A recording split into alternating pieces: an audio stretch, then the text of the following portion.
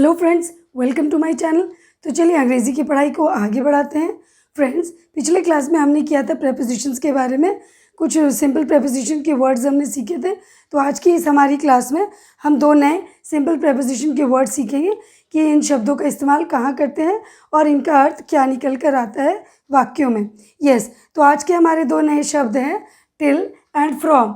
ये simple preposition के दो शब्द हैं टिल एंड फ्रॉम। तो उदाहरण मैंने कुछ वाक्य लिख रखे हैं उदाहरण के तौर पे, जिसकी मदद से हम सीखने की कोशिश करेंगे कि टिल और फ्रॉम को किस तरह से हम यूज़ करते हैं। इसके पहले की क्लास के साथ हम आगे बढ़े। फ्रेंड्स, आशा करती हूँ आपने हमारे आगे की वीडियोस ज़रूर देखे होंगे। यदि नहीं देखे हैं तो फटाफट से देख लीजिए ताकि आपको आगे पढ़ने और बढ़ने में आसानी होगी। Yes friends, and if you do like my videos then please like and share with your friends and don't forget to subscribe my channel and also press the bell icon button. Friends, if you have any queries then you can drop it in the comment section and also give your feedback. Okay, let's move towards the class. So coming to the word till, where to use till and what is the meaning of till in the sentences. तो first वाक्य में मैंने यहाँ 3 sentences लिख रखे हैं। तो चलिए पहले वाक्य की ओर बढ़ते हैं। The first sentence is I will not leave till the sun rises. I will not leave, leave यानी छोड़ना या फिर निकल जाना। मैं यहाँ से नहीं निकलूँगा जब तक सूर्य उदय नहीं होता। Yes, now here we see the use of till. यहाँ हम देखते हैं यहाँ टिल का क्या मतलब है या टिल का क्या मीनिंग निकल कर आता है। यानी जब तक सूर्य नहीं निकलता तब तक मैं यहाँ से नहीं निकलूँगा। तक, दिस तक वर्ड इज़ के लिए हमने टिल का प्रयोग किया है। Yes, I will not leave till the sun rises, यानी कि मैं यहाँ से नहीं निकलूँगा या यहाँ से मैं नहीं छोड़ूंगा जब तक सूर्योदय नहीं होता। जब तक, दैट इज़ तक वर्ड के लिए, जब तक के लिए हमने क्या इस्तेमाल किया है, हमने टिल का इस्तेमाल किया है। Yes friends, coming to the next sentence, we will have to wait till the train arrives. We will have to wait यानी हमें वेट यानी इंतज़ार करना होगा कि जब तक ट्रेन नहीं आती। ट्रेन अराइव यानी ट्रेन नहीं आती। हमें कब तक इंतज़ार करना होगा कि जब तक ट्रेन नहीं आती।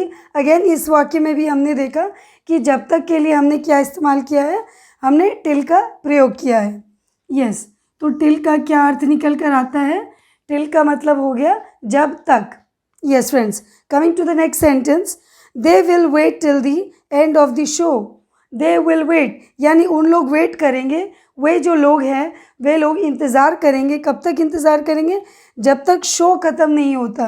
And of the show means show ख़त्म होने तक वे इंतज़ार करेंगे। अगेन यहाँ पर कब तक?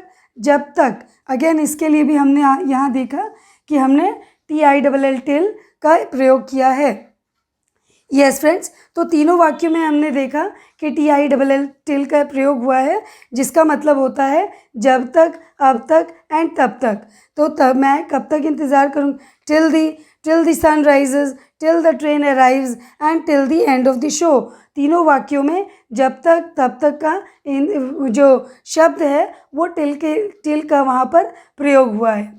यस फ्रेंड्स, आशा करती हूँ ये टिल शब्द आपको समझ में आया होगा कि कहाँ हम टिल शब्द लगा सकते हैं और इसका अर्थ क्या निकल कर आता है।